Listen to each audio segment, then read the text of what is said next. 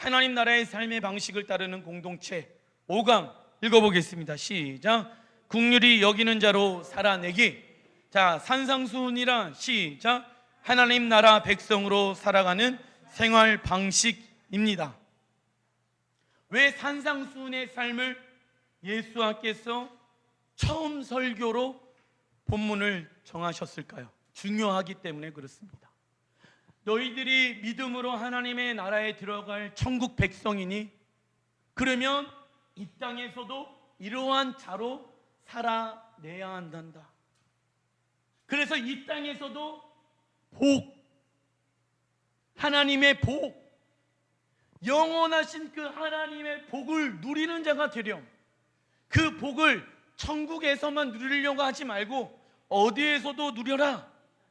이 땅에서도 누리는 삶들이 죽게 되어지면 하나님의 나라에 들어가서 이 복을 누린다라는 거예요.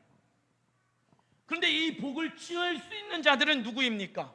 죄에서 건져낸 자들, 의로운 자들이라는 거예요. 즉 예수를 믿는 자들. 예수를 믿는 자들은 하나님의 복을 경험합니다. 근데 우리 안에 제거해야 할 복이 있어요. 무슨 복입니까? 세상의 복, 기복주의의 복, 만물의 복. 이러한 복들은요, 산상수훈에서 나오는 복 있는 자로서의 삶을 살아가다 보면은 자연스럽게 따라오는 것입니다. 하나님 우리에게 물질을 주시고요, 권세를 주시고요, 능력을 주십니다. 하나님이 낮고 낮은 우리들을 높이 세우십니다. 따라오는 거예요. 그러나 이것들을 위해서 우리의 신앙이 되어서는 안 된다. 그러다 보면 하나님에 대한 심각한 왜곡이 우리 안에서 일어나게 되어집니다. 하나님 복 주신다고 해놓고 왜 내 삶 가운데 여전히 이런 어려움을 겪고 있는가? 왜 그런지 아십니까? 내가 하나님을 향한 불신을 갖고 있다는 증거예요. 하나님의 문제가 아니라 하나님을 향한 불신을 가지고 있기에, 하나님을 향한 불신을 가지고 있는 사람들의 특징은 무엇이 나오기 시작합니까? 불순종. 그러니까는 믿음의 역사가 일어나지 않기 때문에 하나님께서 우리에게 주시고자 하는 그러한 축복을 이 땅에서 누리지를 못하는 거예요. 이러한 영적인 것들은 이렇게 연결되어져 있습니다. 그런데 영적인 질서가 있는데 많은 이들은 이 질서를 무시하고 내가 원하는 질서로 하나님을 조종하려고 합니다. 내가 하나님 믿었으니까, 교회 나왔으니까, 기도했으니까 축복해 줘야 하는 거 아닌가? 예, 맞아요. 하나님 축복해 주시기 위해서 우리를 또 만드셨다라고 성경은 이야기하고 있습니다. 그러나 축복 안에서 하나님은 가장 큰 축복은 무엇인지 아니? 너랑 나랑 친밀한 인격적 관계란다. 그게 엄청난 영원한 축복이야. 그걸 어딜 가서 알 수 있는지 아니? 천국이야. 그 천국에는 하나님의 완전한 에덴 동산이 이루어진 곳이란다. 그 모든 것들을 창조하신 그 하나님과 가장 가까이 있는 사람들이 그 에덴 동산에서 가장 축복을 받은 자란다. 그러지 않겠습니까? 에덴 동산을 창조하신 그 창조주와 날마다 동행하고 함께하고 살고 있는 자가 가장 복 있는 사람 아니겠습니까? 할렐루야. 자, 그래서 이번 주에 하나님은 우리를 긍휼히 여기는 자로 불러주고 계십니다. 우리 마태복음 5장 7절 읽어보겠습니다. 시작. 긍휼히 여기는 자는 복이 있나니. 아멘. 긍휼이라는 단어를 우리가 알아봐야 하는데, 우리가 일반적으로 긍휼이라는 단어를 한국 사전으로, 국어 사전으로 알아보게 되어졌을 때 가엾게 여김, 불쌍히 여김이라는 단어의 해석이 있는데, 히브리 원어로 라카밈이라는 단어를 하나님은 긍휼이라는 단어로 사용하였습니다. 그 라카밈이라는 단어의 뜻은요, 써놔주십시오. 하나님의 자궁, 하나님의 자궁을 뜻합니다. 자, 자궁은요, 여자만이 소유하고 있습니다. 이 자궁을 통하여서 무엇이 잉태되어집니까? 생명이 잉태되어집니다.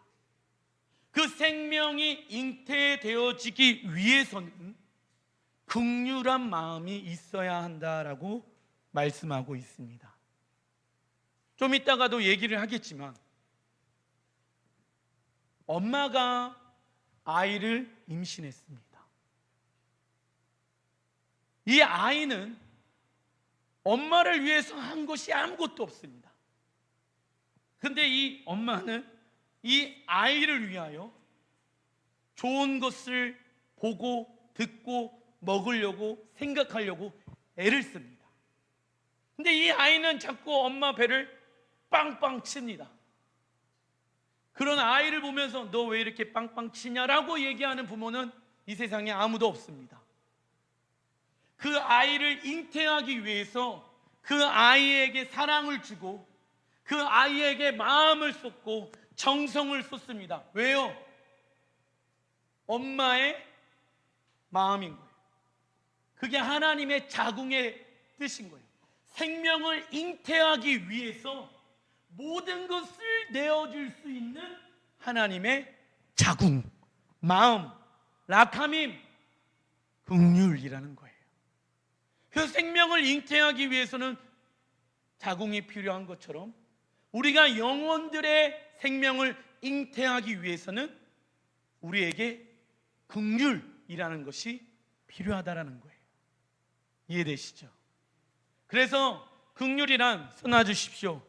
영혼을 향한 하나님의 마음입니다.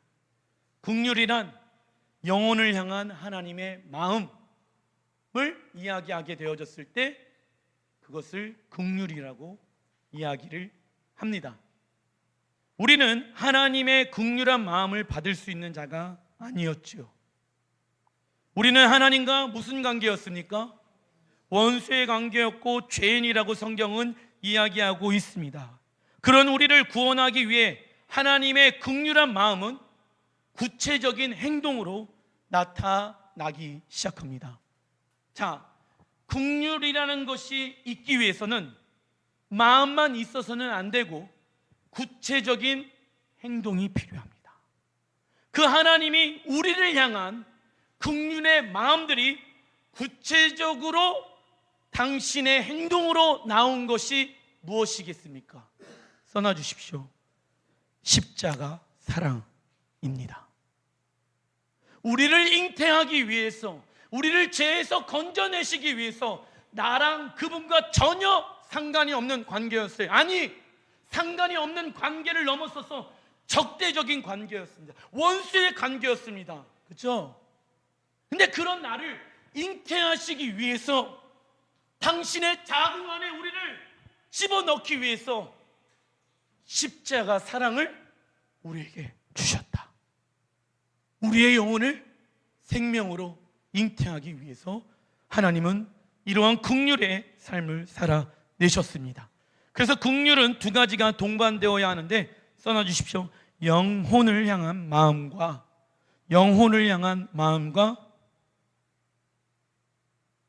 영혼을 향한 구체적인 행동, 영혼을 향한 마음과 영혼을 향한 구체적인 행동으로 나타나야 합니다. 자, 엄마가 아이를 위해서 구체적인 행동을 취합니다. 그렇죠? 내가 취할 수가 있는 것인데도 불구하고 그 돈을 나를 위해서 쓰지 않습니다. 아이를 위해서 씁니다. 왜요? 그 아이를 잉태하기 위해서. 구체적인 행동들을 생각하기 시작합니다. 그 영혼을 향해서. 왜요? 엄마니까 그 아이를 내가 잉태해서 낳았기 때문에. 그래서 엄마들이 가질 수 있는 마음이 긍휼의 마음인 거예요. 아빠보다는 엄마가 긍휼의 마음이 더 큽니다. 그러나 그 사람의 긍휼의 마음 또한 무엇하게 되어집니까? 변화되어집니다. 말 안 듣고 지멋대로 하면은 이제는 내가 너를 위해서 왜 살았는지 무엇하기 시작합니까? 후회하기 시작합니다. 그래서 이 긍휼의 마음은 오직 하나님의 십자가 사랑을 경험한 그리스도인들만이 품을 수 있는 마음인 거예요. 자, 마태복음 9장 36절 읽어보겠습니다. 시작. 무리를 보시고 불쌍히 여기시니 이는 그들이 목자 없는 양과 같이 고생하여 기진함이라. 자, 긍휼이라는 헬라어 언어. 자, 구약 성경은 무슨 언어로 쓰여져 있죠? 히브리어. 그리고 또 신약 성경은 무슨 언어로 쓰여져 있죠? 헬라어. 그래서 이 헬라어의 긍휼을 찾아보니까 스폴랑크나라는 단어를 사용하게 되어졌는데, 써놔 주십시오. 사람 몸 안에 있는 내장. 긍휼이라는 단어를 쓰게 되어졌을 때 사람 몸 안에 있는 내장이라는 단어를 썼다라는 것입니다. 예수님은 목자 없는 양과 같이 고생하며 기진하는 사람들을 바라보면서 내장이 뒤틀리는 것 같은 아픔과 고통을 느끼신 것입니다. 이 아픔과 고통은 무엇입니까? 이들에게 하나님이 계시지 않는 삶이 얼마나 외롭고 힘들고 위험한 삶인지는 예수님은 그 영혼들을 바라보면서 내장이 뒤틀리는 것을 경험했다라는 것입니다. 이 마음을 우리 그리스도인들은 경험할 수가 있습니다. 자녀들이 예수를 믿지 않습니다. 또 가족 중에 예수를 믿지 않는 가족들이 있습니다. 예수 믿어야 되는데, 그 문제 해결하려면 예수 믿어야 되는데, 저렇게 살면 안 되는데, 하나님 우리 자녀 살려주십시오. 하나님 우리 고통받고 있는 남편 아내 살려주십시오. 하나님 없이 살아가고 있는 우리 부모님 살려주십시오. 내 내장이, 내 속이 편치가 않은 거예요. 왜요? 그의 삶 가운데 생명이신 예수님이 계시지 않기 때문에. 그 영혼들 생각하면 눈물이 나고 하나님 앞에 부르짖으면서 기도할 수밖에 없습니다. 왜? 그 예수를 믿지 않는 가족들은 돈이면 최고라고 생각을 하잖아요. 문제가 해결되어지면 최고라고 생각하잖아요. 근데 진리는 무엇입니까? 또 다른 문제가 우리의 삶 가운데 옵니까? 안 옵니까? 와요. 근데 그 문제 해결하면 좋아하고, 그 문제 해결이 되어지지 않으면 고통스러워하고 있는 그 영혼들을 바라보면서 부모인 우리의 마음이 어떠하겠습니까? 뒤틀린다는 거예요. 우리의 마음이 뒤틀린다. 우리의 마음이 뒤틀리기 시작하게 되어졌을 때는 어떠한 것을 경험하게 되어집니까? 기도가 나오게 되어집니다. 기도가 우리의 삶 가운데 그런 하나님의 마음이 담겨져 있어야 하는 것입니다. 그게 긍휼의 마음이다 라고 성경은 이야기하고 있습니다. 당시 이스라엘 사람들은 예수님의 긍휼을 받을 만한 자격이 있는 사람들이 아니었다. 자기가 원하는 삶을 살아왔고, 남들을 시기하고 미워하였고, 세상을 사랑한 사람들이었습니다.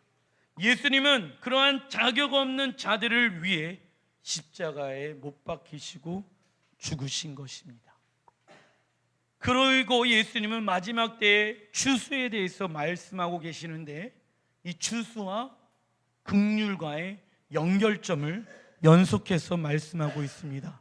마태복음 9장 37절부터 38절 시작. 이에 제자들에게 이르시되 추수할 것은 많되 일꾼이 적으니 그러므로 추수하는 주인에게 청하여 추수할 일꾼들을 보내주소서 하라 하시니라 라고 나와 있습니다. 자, 영혼들을 바라보면서 예수님은 긍휼의 마음으로 바라봤습니다. 그리고 나서 때가 차면 추수할 것들이 많은데 추수할 일꾼들이 없다라고 이야기하고 있습니다. 즉, 이 말은 무엇과 연결시킬 수 있겠습니까? 영혼을 향한 긍휼의 마음을 가진 자들이 마지막 때는 점점 사라지게 될 것이다 라는 거예요. 영혼을 향한 긍휼의 마음을 가진 자들이 왜 마지막 추수 때 점점점 사라지게 되어질까요? 그 이유는요, 사람들에게 아무리 긍휼을 베풀어도 사람들은 쉽게 변합니까? 변하지 않습니까? 쉽게 변하지 않습니다. 쉽게 변하지가 않는 거예요. 자, 우리가 영혼들을 섬겨봤습니다. 그리고 그를 위해서 기도하고 그를 위해서 희생하였고 그를 위해서 섬겼습니다. 근데 그 영혼들이 쉽게 변합니까? 변하지 않습니까? 변하지 않습니다. 오히려 상처를 받고 오히려 어려움을 겪게 되어집니다. 교회를 조금 다녀본 사람들은 다 이러한 것들을 경험해 봤을 것입니다. 그러니까 더 이상 상처받고 싶지 않으니까, 저 사람은 아무리 도와주더라도 바뀌지 않아, 내가 남을 위해서 살아갈 이유가 뭐가 있겠는가, 나만 신앙생활 잘하면 되겠지 뭐, 이러한 생각을 하게 되어지는 때가 오는데, 그때가 어느 때입니까? 마지막 때, 추수의 때. 하나님의 긍휼의 마음이 없는 자들, 그리스도인들에게 이 긍휼의 마음이 마지막 때에는 점점점 없어진다라는 거예요. 그래서 우리 그리스도인들은 어떠한 삶을 살아가야 합니까? 하나님 사랑하는 것, 그리고 이웃 사랑하는 것. 성경을 두 가지 문장으로 이야기하자라고 이야기했을 때는 하나님 사랑, 이웃 사랑입니다. 그런데 우리 안에는 이웃 사랑할 수 있는 힘이 존재하지는 않습니다. 한계가 있습니다. 제한되어져 있습니다. 하나님의 사랑으로 살아가기 시작하게 되어졌을 때는 그 사랑은 지속되어지고 유지되어질 수 있습니다. 그래서 그리스도인들에게 남편을, 아내를, 자녀들을 사랑하는 방법은 따라해 보겠습니다. 사랑은 오래 참고 온유하고 시기하지 아니하고 썩내지 아니하고 모든 것을 참으며 모든 것을 기대하며 살아가는 것. 예, 이게 사랑입니다. 그런데 세상에서 말하는 사랑은 뭡니까? 야, 돈 주면 되잖아. 놀러 가자. 예, 그런 것도 필요합니다. 그러나 그것은 사랑의 일부 중에 지극히 하나인 거예요. 진짜 올바르게 사랑하는 것은 성경에서 말하고 있는 사랑의 방법을 우리는 상대방에게 해야 하는 것입니다. 그런데 세상의 방법의 사랑으로 자꾸 사랑을 하려다 보면은 감정이라는 것이 섞이기 때문에 하나님의 사랑을 할 수가 있습니까? 없습니까?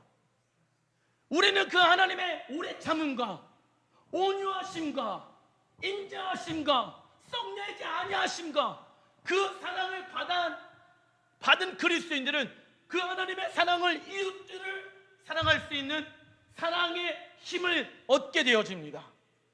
하나님의 사랑을 경험한 사람들은 이웃들을 그 하나님의 사랑으로 사랑하기 시작한다는 거예요. 하나님이 나를 위해서 기다려 주셨죠. 하나님이 나를 위해서 오래 참아 주셨죠. 하나님이 나를 위해 생명을 주셨잖아요. 내가 누군들 사랑하지 못하겠습니까? 그 어마무시한 사랑을 받은 우리가, 할렐루야, 인간 사랑으로 사랑하는 것은 제한되어져 있습니다. 인간의 긍휼한 마음을 가지고 영혼을 긍휼하게 여기는 것은 제한되어져 있습니다. 그러나 하나님의 십자가의 사랑, 긍휼을 경험한 사람들은 영혼을 바라보면서 그 긍휼함이 지속되어질 수 있습니다. 그런데 그 긍휼함이 많은 그리스도인들이 지속되어지지 않고 있다. 단회적으로 긍휼히 여기고 있다는 거예요. 어느 때요? 문제가 일어났을 때, 어머 불쌍하다, 어머 그 영혼들 위해서 기도해야 되겠다. 단회적으로 단시간만 그 영혼을 향해서 긍휼한 마음으로 기도한다라는 거예요. 그건 단회적인 주님과의 관계를 의미하는 것이거든요. 그런데 영원토록 지속적으로 주님과 긍휼의 관계를 맺고 있는 사람들은, 즉 날마다 십자가 사랑, 하나님의 긍휼이 어디에서 나타났습니까? 십자가의 사랑을 날마다 경험하고 있는 사람들은 지속적으로 영혼들을 향하여 긍휼의 마음이 흘러갈 수가 있다. 할렐루야. 나랑 전혀 상관없는 영혼들을 바라보면서 눈물을 흘리는 거예요. 나랑 전혀 상관없는 사람들을 위해서 내 삶을 헌신하기 시작합니다. 그게 어디입니까? 열방. 열방에 나랑 전혀 상관없는 민족들을 바라보면서 갑자기 하나님의 긍휼의 마음이 부어져서 그 영혼들 생각하고 묵상하고 기도하게 되어지며 눈물이 그렇게 나게 되어지면서 그 영혼들을 위해서 내 삶을 헌신하게 되어지고 젊음을 하나님께 드리게 되어지고, 할렐루야! 왜요? 그 하나님의 사랑을 내가 경험했기에 그 사랑을 나랑 전혀 상관없는 자들에게 흘려내보내는 긍휼의 마음을 가지고 있는 자이기 때문에 그렇습니다. 주님과 지속적인 관계가 유지되어져 가고 있습니까? 십자가 사랑을 날마다 경험하고 있습니까? 그러면 영혼들을 향한 긍휼의 마음들은 계속 지속적으로 되어져 있을 것입니다. 그러나 십자가 사랑이 내 삶 가운데 끊어져 있다, 내가 십자가 앞에 날마다 나아가지 않는다, 그러면 우리는 어떠한 행동들이 나타납니까? 영혼들을 위해서 살고 싶어 하질 않습니다. 신경도 쓰고 싶지 않습니다. 나만 신앙생활 잘하면 되겠지 뭐, 이러한 심각한 오류에 빠지기 시작합니다. 써놔 주십시오. 사람들에게 아무리 긍휼을 베풀어 봐야 내게 이득이 되는 것이 없기 때문입니다. 내게 이득이 되는 것이 없기 때문입니다. 우리가 자녀들 섬길 때 뭔가 부모에게 이득이 되기 위해서 자녀들을 섬깁니까? 노년에 뭐 자녀들 덕 좀 보려고 자녀들을 어렸을 때부터 섬기는 부모가 있습니까? 없습니까? 없습니다. 우리가 꼭 우리의 기대치가 있어요. 무슨 기대치냐? 내가 이렇게 섬겼으니까 그 영혼이 세워져야 되는 것 아닌가, 그렇죠? 기대함이 있잖아요, 우리 안에. 근데 그것도 문제인 거예요. 내 인간적인 기대감을 내려놔야 합니다. 왠지 아십니까? 내가 원하는 때 그 영혼은 안 세워질 거예요. 누가 원하는 때? 그게 문제야. 내가 이만큼 섬겼으면 좀 세워져야지, 우리 이렇게 생각하잖아요. 내가 이렇게 헌신했으니까, 내가 이만큼 기도해 줬으니까, 내가 이렇게 좀 섬겨줬잖아, 그러면 좀 너도 이제는 세워져야 되는 거 아니야? 이러한 생각들. 누구의 생각? 육신의 생각. 기대치라는 거예요. 그때 하나님이 말씀하시죠. 저한테 뭐라고 말씀하셨냐? 재우야, 네가 기도하고 있는 그 영혼, 네가 섬기고 있는 그 영혼 절대 안 바뀔 거야. 무슨 소리예요, 주님? 왜 안 바뀝니까? 내가 원하는 때에 바뀔 거야.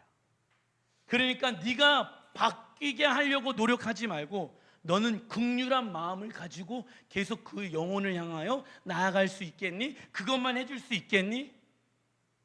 근데 우리는 빨리 그 영혼이 세워졌으면 좋겠잖아요. 급하잖아. 그러니까 급한 마음이 이제 들어가기 시작하는 거예요. 그러다 보면 그 영혼은 숨겨져 나갑니다. 그러겠죠.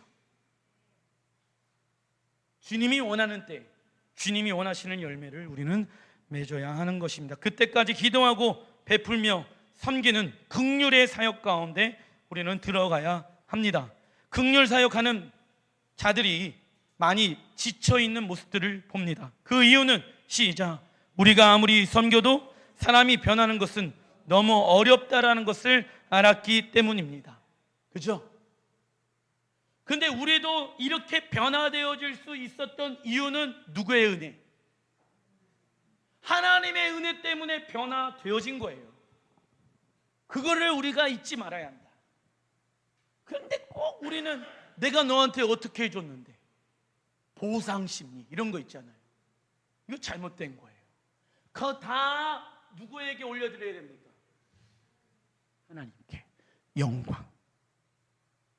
그러지 않으면, 야, 내가 너한테 얼마나 잘해줬는데 네가 어쩜 나한테 이럴 수가 있어? 배신감, 막 이런 게 복잡한 것들이 마음 가운데 생기게 되어져서 그 영혼과 관계가 어려워지기 시작합니다. 그런 것 같죠? 선교사님들이 열방에 나아가고 힘들어하시는 이유 중에 하나가 이런 거예요. 영혼을 위해서 자신의 젊음을 바쳤고 재정을 바쳤고 기도로 하나님께 심었는데 그 영혼들에게 배신당하게 되어졌을 때, 그래서 하나님이 저에게 뭐라고 말씀하셨냐면, 야, 나도 너희들한테 배신당하였는데, 자, 하나님이 우리한테 한 번 배신당했습니까? 계속 배신당하고 계십니까? 그런데 너는 왜 배신당하지 않을 거라는 생각을 하고 있니? 이해되세요? 네가 섬기고 있는 그 영혼한테 왜 배신당하지 않을 거라고 생각하고 있니? 생각하지도 못했던 영역 안에서 배신, 배반.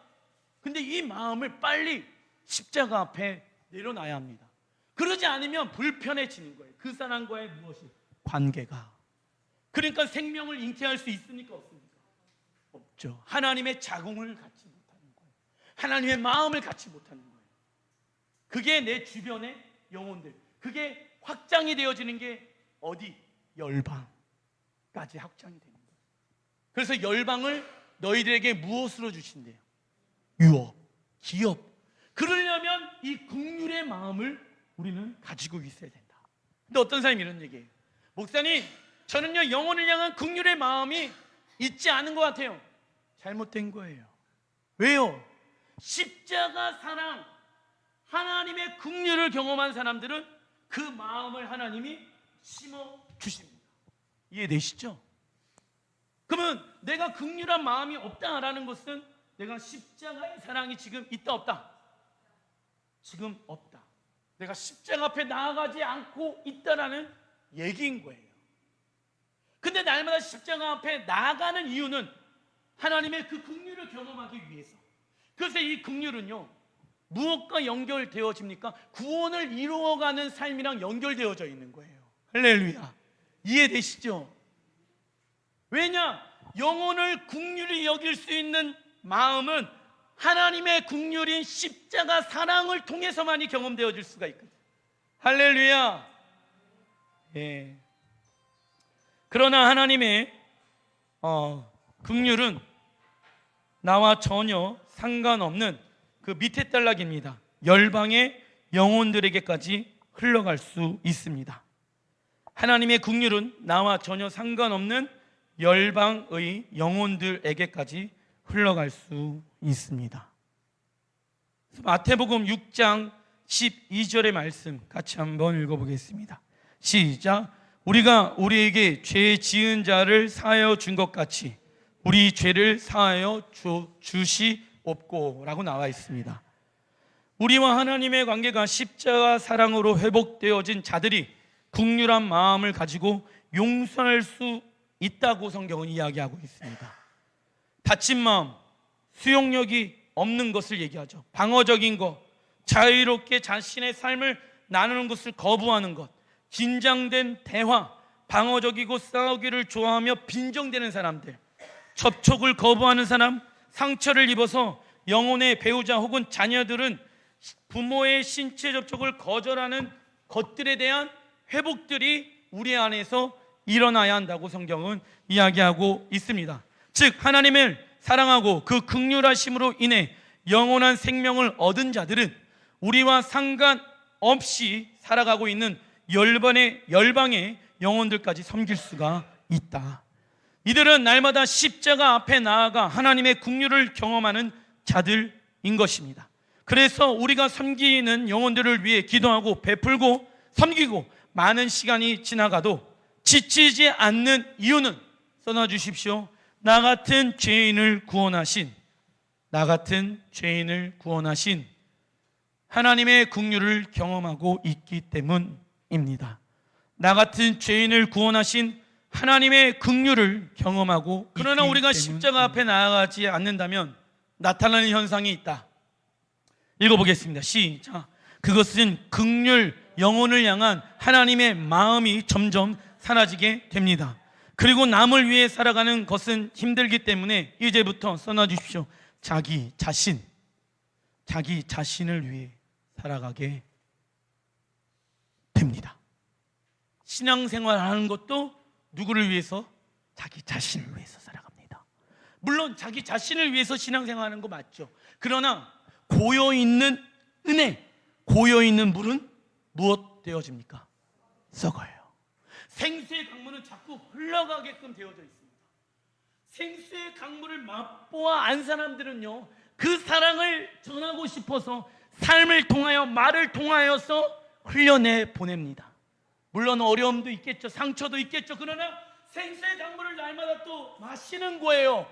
그러니까 내 영혼을 새롭게 하시는 주님의 은혜에 맛본 사람들은요, 그 생수가 계속 흘러가는 거예요. 나랑 전혀 상관없는 사람들에게 그 사랑이 흘러가는, 우리 자신을 위해서 살아가는 존재가 아니라 하나님의 영광과 영혼들을 위해서 살아가는 존재들입니다. 마태복음, 왜 그러한 존재들입니까? 우리는 하나님의 나라에 들어가서 왕같은 제사장, 왕의 훈련을 지금 하는 거예요. 이해되시죠? 근데 왕이 백성들을 위해서 생각하지 않고 살아가지 않는다, 왕만을 위해서 살아간다 라고 하면은 그 나라는 어떻게 되어지겠습니까? 우리는 역사를 통해서 알고 있지 않습니까? 왕 자신만을 위해서 살아가고 그 돈을 자기만을 위해서 탐닉하고 백성들을 위해서 그 돈을 내어주지 않는 왕들은, 그 나라들은 망하기 시작합니다. 우리는 하나님의 나라에 들어가서 왕의 역할을 감당하고 제사장의 역할을 감당하는 자입니다. 할렐루야. 그것은 미래에 있을 일이지만 현재 우리의 삶 가운데도 동일하게 우리는 왕으로서 이 땅을 통치하고 다스려야 됩니다. 무엇으로요? 긍휼한 마음으로 섬기고 베풀고. 할렐루야. 두 개가 있으면 이 두 개 중에 왜 하나님이 이 두 개를 줬을까? 나에게 하나를 필요한 사람들이 하나님이 있습니까? 내 주변에 흘려내보내는 거예요. 왜 그렇게 살아갑니까? 하나님이 당신에게 이것을 채워주라고 얘기합니다. 그 사람은요, 하나님의 공급하심을 경험합니다. 그런데 재미난 것은 그것을 준 사람이 이거 아까워, 그게 아니에요. 배가 되어지는 거예요. 기쁨이, 주는 사람이 기쁨이 더 배가 되어지는 거야, 받는 사람보다. 그잖아요. 봉사를 하고 헌신을 하다 보면은 하는 사람이 더 좋지, 받는 사람은 약간 가시방석이거든. 그러나 받을 수 있어야 합니다. 그것도 겸손한 마음의 자세인 것이지요. 그래서 왕으로서 우리는 하나님의 나라에 들어가서 살아가기 때문에 예행 연습하는 거예요. 어떤 마음 가지고? 긍휼한 마음을 가지고. 근데 왕이 긍휼의 마음을 가지고 있지 않다, 영혼들을 사랑하는 마음이 없다, 왕의 자격에서 박탈이에요. 이해되시죠? 좁디 좁은 이 마음 가운데 누구를 품을 수 있겠습니까? 그럼 왕의 직분을 잃어버리게 되어지는 것 아니겠습니까? 왜요? 결국은 시작점인 하나님의 긍휼인 십자가의 사랑 가운데 날마다 나아가지 않기 때문에 그러한 일들이 일어나게 되어지는 것이고, 그 결과 구원을 무엇하게 되어질 수 있습니까? 잃어버리게 되어질 수도 있는 거예요. 자, 발라기 마태복음 5장 7절 읽어보겠습니다. 시작. 긍휼히 여기는 자는 복이 있나니 그들이 긍휼히 여김을 받을 것이며. 자, 우리는 이해관계로 저 사람이 왜 저렇게 반응할까 이해가 되지 않네라고 생각을 합니다. 하지만 긍휼의 마음을 가지고 있는 사람들은 저 사람이 왜 저렇게 반응하는지 써놔주십시오. 그 사람의 죄의 문제를 바라보기 시작한다. 그 사람의 죄의 문제를 바라보기 시작합니다. 그리고 그 사람을 조종하고 있는 죄를 미워하지, 그 사람을 미워하지 않습니다. 이건 거예요. 자, 보세요. 내가 영혼을 섬기는데 그 영혼에게 나타나는 안 좋은 습관들이 있어요. 그 중에 대표적으로 말과 행동이에요. 근데 그 말과 행동이 사실은 잘못됐어. 그래서 그 사람 주변에는 친구가 없는 사람이 있어요. 아, 저 사람은 말이 좀 이상하게 말해. 저 사람은 좀 행동을 이상하게 행동해. 그래서 친구가 없어요. 왜? 가까이 가면 상처를 주는 말을 하고 행동을 하거든. 그런데 그리스도인들은 그러면 안 됩니다. 그 사람이 왜 저렇게 말하고 있는지, 그 사람이 왜 저렇게 행동하고 있는지 그 죄의 뿌리를 우리는 봐야 합니다. 할렐루야. 그래야 사람을 미워하지 않을 수가 있어요. 무엇을 미워합니까? 우리는 죄를 미워할 수 있는 거예요. 죄의 결과물로 그 사람이 그렇게 말하고 행동하고 있는 거예요, 지금. 그렇기 때문에 그 사람이 그 말을 하고 그 행동을 하는 게 아니에요. 그 뿌리를 알아야지 우리가 긍휼의 마음을 가지고 그 영혼을 품을 수가 있는 거예요. 근데 죄의 뿌리를 보지 않고 나타나는 열매만 본다, 죄의 열매만 본다, 이러면 심각해지는 거예요. 싸우고 왕따하고 예수 믿는 사람들이 연합되어지지 못하는 이유가 여기에 있는 거예요. 왜 교회 다니는 사람들끼리 싸우는지 아십니까? 이건 거예요. 서로에 나타나는 죄의 열매를 바라볼 뿐이지, 쟤 왜 저래? 이렇게 생각하지. 아, 저 사람의 저 말과 행동은 저 사람의 이 과거의 죄로 인해서 나타나게 되어지는 죄의 뿌리야. 이거를 가지고 그 영혼을 이해하고 사랑하고 품는 그리스도인들이 되어야 한다. 누가요? 우리가. 근데 왜 그렇게 우리가 살아갑니까? 하나님도 우리를 그렇게 무엇하고 계십니까? 사랑하고 계시잖아요. 하나님이 우리 왕따 시킵니까? 우리가 하나님 왕따 시킵니까? 하나님은 단 한 번도 날마다 상처 주고 있는 우리를 거절하지 아니하십니다. 그 사랑을 받은 우리 그리스도인들만이 이 하나님의 긍휼의 마음을 가지고 이 땅 가운데 살아낼 수가 있는 거예요. 이해되시죠? 불교도요, 다른 종교도요, 돌을 어느 정도 닦은 사람들은 이 긍휼의 마음을 가지고 있습니다. 그러나 제한되어져 있어요. 그러나 하나님의 영원한 사랑을, 십자가의 은혜를 경험한 사람들은 제한되어 있지 않습니다. 원수도 사랑합니다. 그 힘은 내 안에 없어요. 근데 나 같은 죄인을 살리신 하나님의 사랑을 경험한 사람들은, 나보다 더 큰 죄인이 있습니까? 없습니까? 없거든. 십자가 앞에 날마다 나아가면 나아갈수록 깨달아지는 것은 나보다 악한 사람이 있다 없다, 내가 세상에서 제일 악하다, 이거를 깨닫는 거예요. 그래서 나는 예수님의 사랑, 은혜, 그 빛 가운데 날마다 들어가고 싶습니다. 근데 들어가면 들어갈수록 그 빛은 우리의 어두움을 조명합니다. 그래서 그 십자가의 사랑으로 우리를 회복시켜 주신다. 자, 그래서 야고보 2장 13절의 말씀 같이 한번 읽어보겠습니다. 시작. 긍휼을 행하지 아니하는 자에게는 긍휼 없는 심판이 있으리라. 긍휼은 심판을 이기고 자랑하느니라.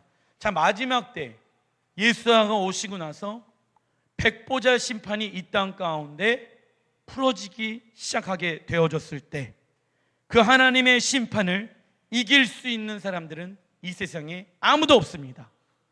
그러나 오늘 야고보서는 이길 수 있는 사람이 있대 없대요? 있대. 왜 우리는 하나님의 심판을 이길 수가 없냐? 자, 저를 봐 주십시오. 법원에 가면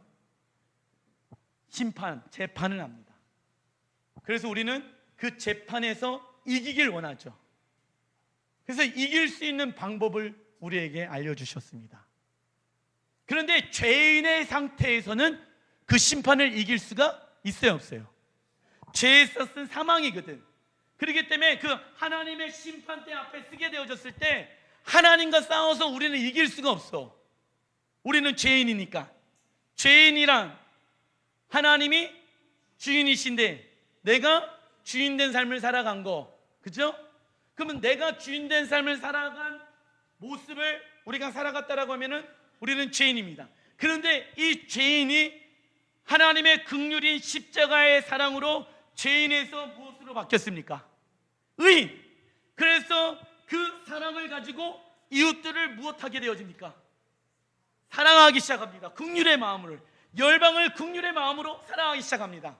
이게 십자가 사랑을 경험하고 있다라는 증거인 거예요. 내가 하나님의 사랑을 경험하고 있다, 내가 하나님의 긍휼을 경험하고 있다, 내가 하나님의 구원을 경험하고 있다. 그래서 그 사랑이 이웃들에게 흘러가고 열방 가운데 흘러가고 있다. 이게 증명인 거예요. 하나님, 내가 하나님과 그 죄의 문제와 싸워 이길 수 있는 증명하겠습니다. 내 삶, 내가 하나님과 영혼들을 위해서 살아냈습니다. 제가 이렇게 살아낼 수 있었던 이유와 힘의 원동력은 하나님이 나를 사랑하셨기 때문에, 나 같은 죄를 사랑하셨기 때문에 내가 이 이웃들과 영혼들을 사랑할 수 있었습니다. 이 얘기하면 옳았구나, 네가 이겼다. 그래서 상급 심판이 되어진 거예요. 너는 상급. 이해되시죠? 이겼다. 그런데 지는 사람들이 있어요. 하나님 앞에 씁니다. 재판장이신 하나님 앞에, 하나님, 나 십자가 사랑 경험했습니다. 몇 날 며칠 회개했고 예수 만났습니다. 그리고 교회 열심히 다녔습니다. 11조 열심히 냈습니다. 그게 끝입니다. 하나님 물어보십니다. 너는 나의 사랑을 경험했다라고 얘기하고 있는데 이웃들을 왜 사랑하지 않았니? 나는 너에게 나의 아들을 십자가에 죽이면서까지 나의 긍휼의 마음을 내가 너에게 주었는데 너는 그 긍휼의 마음을 어떻게 이 땅에서 풀어냈니?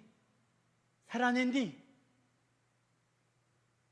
하나님 사랑이 되어지면 이웃 사랑은 자연스럽게 넘어가는 거예요. 근데 그때 할 말이 없다. 그러면 그 심판을 이길 수 있겠습니까? 없겠습니까? 그건 제가 말씀드린 거예요. 이 긍휼은 구원을 이루어가는 것과 연결되어져 있는 거예요. 왜? 생명이잖아. 라카밈, 잉태잖아. 그 생명이, 예수의 생명이, 영원한 생명이 내 안에 있어야지 이웃들과 열방들 가운데 그 생명이 흘러가는 거예요. 할렐루야. 굉장히 영적으로 중요한 얘기를 지금 하고 있습니다. 즉 긍휼을 행하는 것과 써놔 주십시오. 구원을 이루어가는 삶. 구원을 이루어가는 삶. 그래서 사도 바울 선생님이 너희들은 구원을 이루어가라 라고 성경이 이야기하고 있죠. 그래서 이 구원을 이루어가는 삶과 연결되어져 있다. 요한일서 4장 20절 시작. 누가 하나님을 사랑한다고 하면서 자기 형제 자매를 미워하면 그는 거짓말쟁이요, 보이는 자기 형제 자매를 사랑하지 않는 사람이 보이지 않는 하나님을 사랑할 수 없습니다. 나 하나님 사랑했습니다. 근데 그게 이웃 사랑으로 나타나지 않으면 하나님은 재판장이셔갖고 거짓말! 이해되시죠? 그러면 재판장에서 거짓말을 하면은 가중처벌 받습니다. 이해되시죠? 그러면 안 돼요. 이웃 사랑하는 것은 느낌으로 하는 것이 아니라 시작. 날마다 사랑하기로 결단하는 것입니다. 자, 집에 있는 화상 있잖아요. 그 화상을 날마다 사랑할 수 있는 방법은 느낌으로 하면은 사랑할 수 있다 없다? 없다. 날마다 사랑하기로 무엇 해야 됩니까? 그래야지 사랑할 수가 있어요.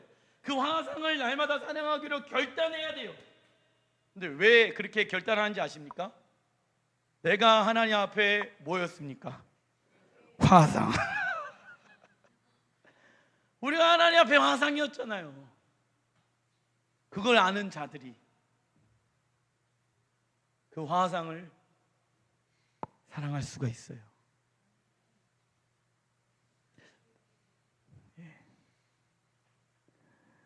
이웃사랑을 실천하는 것이란, 그러면 이웃사랑을 어떻게 구체적으로 실천할 수 있겠는가? 써놔주십시오. 자기를 부인하는 것, 자기를 부인하는 것과 자기 십자가를 지는 것, 자기를 부인하는 것과 자기 십자가를 지는 것을 통하여서 이웃사랑을 실천할 수 있습니다. 자기를 부인하는 것과 자기 십자가를 지는 것, 이 두 가지를 통하여서 우리는 이웃사랑을 구체적으로 실천할 수 있다. 우리가 다른 사람을 사랑할 때, 그리고 대할 때 긍휼히 여기는 자로 살아가기로 결단하는 것입니다. 그리고 십자가를 통과하여 그 영혼을 바라보기 시작하는 것입니다. 아멘. 그래서 너무 중요한 긍휼과 이스라엘의 회복과 연결성이 되어져 있는 구절이 있습니다. 긍휼과 열방이 회복되어지는 것과 연결되어지는 성경 구절이 있는데, 그것은 호세아 1장 6절. 우리 다 같이 읽어보겠습니다. 시작. 여호와께서 호세아에게 이르시되 그의 이름을 로르하마라 하라. 내가 다시는 이스라엘 족속을 긍휼히 여겨서 용서하지 않을 것임이니라. 자, 하나님은 선지자 호세아의 가정을 통해서 이스라엘을 향한 하나님의 메시지가 되길 원하셨습니다. 음란한 여인 고멜이죠. 이 선지자 호세아의 아내를 상징합니다. 이 고멜은 하나님을 버리고 바알신을 섬겼던 북이스라엘을 상징하는 것이었습니다. 그리고 고멜과 호세아 사이에서 태어난 아이가 있는데 그 아이의 이름은 로르하마라고 하나님이 이름을 정해 놓으셨습니다. 따라하겠습니다. 로르하마. 이 로르하마의 단어의 뜻은 히브리 원어로 로라고 하게 되어졌을 때 없다, 아니다, 부정을 의미합니다. 없다, 아니다, 부정을. 근데 이 로자를 사용하면서 뒤에 나와 있는 단어가 루하마. 이 루하마는요, 라카밈, 이 긍휼의 파생어를 의미하는 거거든요. 그래서 로르하마라는 단어의 뜻은 써놔 주십시오. 하나님의 긍휼이 없다. 로르하마, 로르하마야 라고 부르게 되어졌을 때 더 이상 하나님의 긍휼이 없어. 북이스라엘 가운데 이렇게 얘기를 하고 있는 거예요. 누가 지어 주었습니까? 하나님이. 누구에게? 호세아에게. 호세아야, 너는 너의 아이를 보면서 하나님의 긍휼이 없는 그 이스라엘 향해서 기도하리라. 이렇게 하나님이 호세아에게 이야기하고 계시는 거예요. 그런데 이 하나님의 긍휼이 회복되어지는 때가 있습니다. 호세아 2장 1절 시작. 너희 형제에게는 암미라 하고 너희 자매에게는 루하마라 하라. 자, 로가 빠졌죠. 루하마 무엇입니까? 하나님의 긍휼이 있다. 무엇을 통해서 하나님의 긍휼이 회복되어지냐면 호세아의 순종을 통해서 회복되어지는 것입니다. 자, 저를 봐주시면 감사하겠습니다. 무엇이냐면 호세아 선지자는 자신의 하나밖에 없는 그 아내 고멜이 계속 다른 남자를 향해서 바람을 피는 모습들을 경험했습니다. 그러면서 그 고멜이 이스라엘의 모습이란다. 하나님을 사랑하지 않고 이방신들을 섬기고 있단다.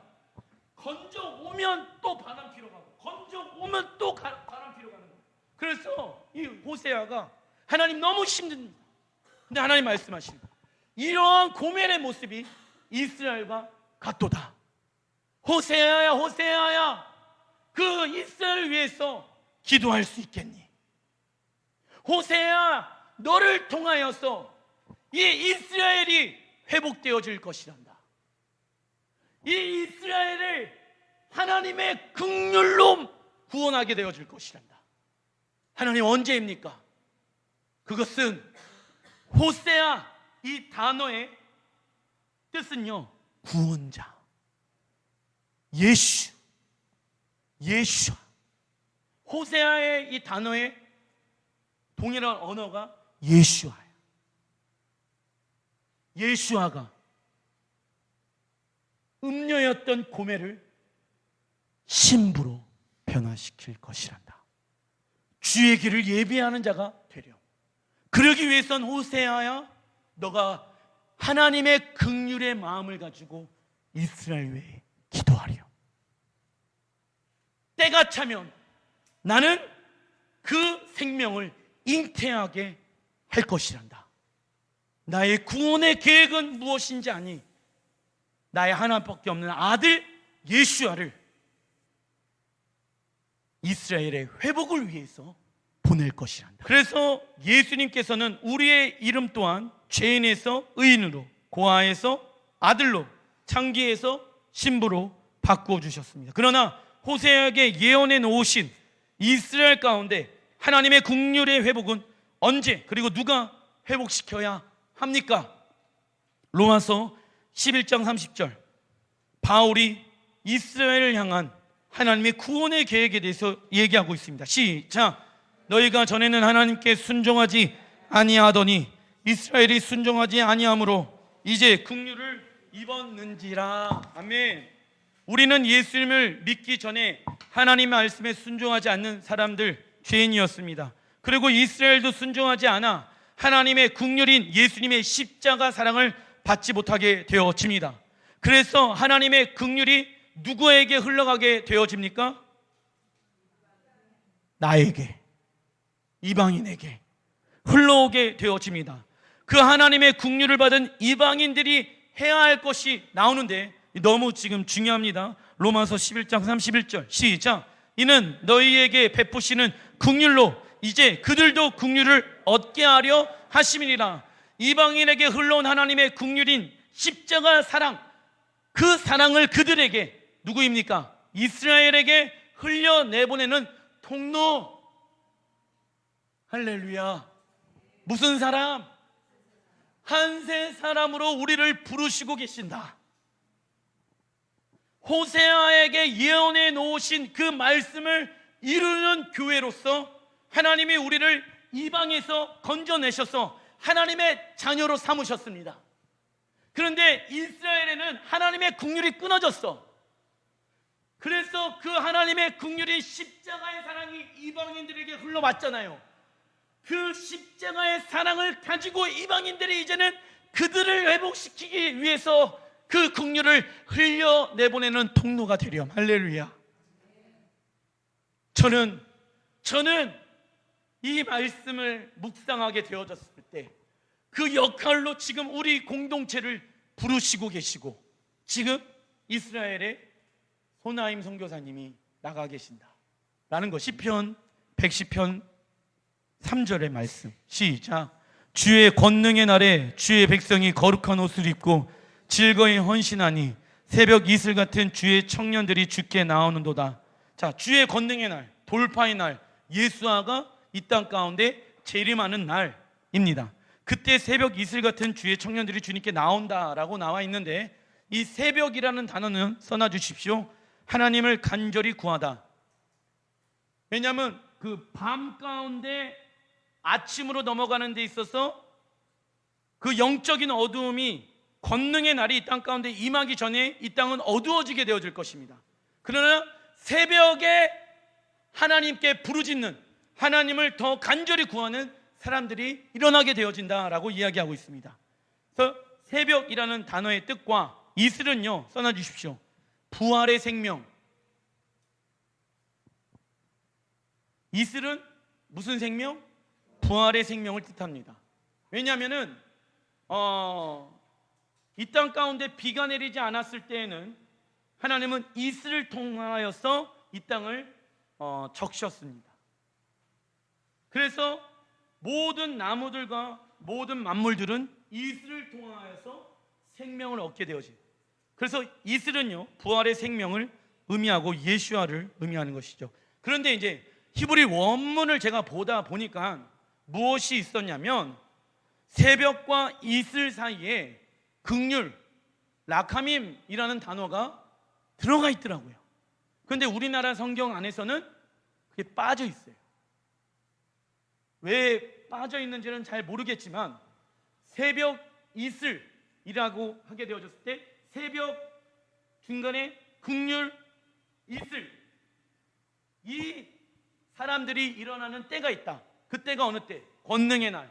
예수아가 이 땅 가운데 왕으로 심판장으로 신랑으로 오시는 날, 그 세대들이 일어난다는 거예요. 이해되시죠? 여기까지. 그래서 예수님께서 재림하시는 때에 일어날 사람들이란, 읽어보겠습니다. 시작. 부활의 생명을 가진 자들이 써놔 주십시오. 영혼을 향한 긍휼의 마음을 가지고, 영혼을 향한 긍휼의 마음을 가지고 예수님의 다시 오심을 간절히 구하는 세대가 일어나게 될 것입니다. 할렐루야. 이 세대들은 아까 예수님께서 말씀해 놓으신 추수와 일꾼들이랑 동일한 사람들인 거예요. 나이가 젊은 사람들만이 청년이 아니라 새벽 하나님을 간절히 구하고 어둠 가운데 있을 예수의 부활의 생명을 가지고 있는, 긍휼을 소유하고 있는 자들, 그 자들이 어떠한 사람들입니까? 주의 청년들이다. 할렐루야. 그리고 이 세대들은 써놔 주십시오. 하나님의 권능의 기름 부으심을 받게 되어질 것입니다. 돌파의 기름 부으심, 하나님의 권능, 능력, 돌파. 그래서 부르짖는 거예요. 주의 얼굴을 구하면서. 그리고 열방 가운데 하나님, 그 열방의 영혼들을 구원하소서. 이스라엘들을 바라보면서 하나님, 그 이스라엘의 영혼들을 구원하여 주십시오. 따라해보겠습니다. 나는 새벽 이슬 청년이다. 아멘. 요한복음 13장 34절부터 36절 시작. 새 계명을 너희에게 주노니 서로 사랑하라. 내가 너희를 사랑한 것 같이 너희도 서로 사랑하라. 너희가 서로 사랑하면 이로써 모든 사람이 너희가 내 제자인 줄을 알리라. 시몬 베드로가 이르되 주여 어디로 가시나이까? 예수께서 대답하시되 내가 가는 곳에 내가 지금은 따라올 수 없으나 후에는 따라오리라. 영혼들 향한 긍휼의 마음 품는 거 쉽지 않습니다. 아니, 불가능합니다. 그러나 우리는 할 수 없으나 예수께서 십자가에 죽으시고 그 부활의 능력을 경험한 그리스도인들은 가능하다고 예수께서 베드로에게 말씀하고 계십니다. 할렐루야. 그래서 요한복음 21장 17절 시작. 세 번째 이르시되 요한의 아들 시몬아 내가 나를 사랑하느냐 하시니 주께서 세 번째 내가 나를 사랑하느냐 하심으로 베드로가 근심하여 이르되 주님 모든 것을 아시오매 내가 주님을 사랑한 줄 주님께서 아시나이다. 예수께서 이르시되 내 양을 먹이라. 아멘. 아멘. 말씀을 마무리 짓겠습니다. 우리 인간의 사랑에 긍휼의 마음은 한계가 있습니다. 그러나 하나님의 긍휼, 십자가의 사랑은 한계가 있지 않습니다. 사랑할 수 없는 사람을 사랑할 수 있게 되어집니다. 용서할 수 없는 사람을 용서할 수 있게 되어집니다. 따라해 보겠습니다. 나는 사랑할 수 없는 사람을 사랑하는 자가 되고 용서할 수 없는 자를 용서하는 자가 되어야 한다. 이게 여러분들의 심령 가운데 있어야 합니다. 왜 그런지 아십니까? 예수께서 베드로에게 물어보시는 것처럼 우리에게 오늘 주님이 물어보십니다. 네가 진정 나를 사랑하느냐? 예, 주님이 아십니다. 두 번째 물어보십니다. 네가 진정 나를 사랑하느냐? 예, 주님, 내가 주님을 사랑하나이다. 세 번째 물어봤을 때 베드로가 왜 선뜻 대답을 하지 못한 줄 아십니까? 예수님이 어떠한 이야기를 할 줄을 베드로는 알고 있었어요. 나를 사랑하면 내 양을 사랑하게 되어져 있단다. 그래서 결단하는 고백이고, 예, 주님, 제가 주님을 사랑합니다. 사랑하니 내 양을 쳐라. 하나님이 우리에게 영혼을 붙여주셨습니다. 우리 주변에 믿지 아니하는 자들 있고, 우리 주변에 있는 그 영혼들에게만 제한되어져 있는 것이 아니라 하나님은 열방 가운데 우리랑 전혀 상관없는 영혼들에게 그 하나님의 사랑이 흘러가길 원하십니다. 근데 우리가 그렇게 긍휼 사역을 하려고 하는 이유는 무엇입니까? 그 이유는 내가 하나님을 사랑하기 때문에 그렇습니다. 오늘 이 시간 결단합시다. 그 사랑을 가정에서부터 시작합시다. 남편, 아내 안아준 지가 좀 오래됐습니까? 오늘 주님의 긍휼의 마음을 가지고 안아주십시오. 자녀들 긍휼의 마음을 가지고 잠시 안아주십시오.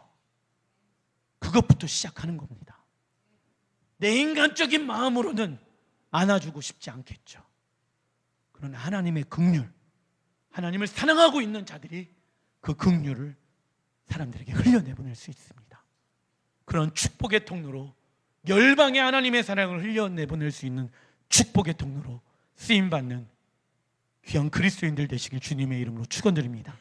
기도하겠습니다.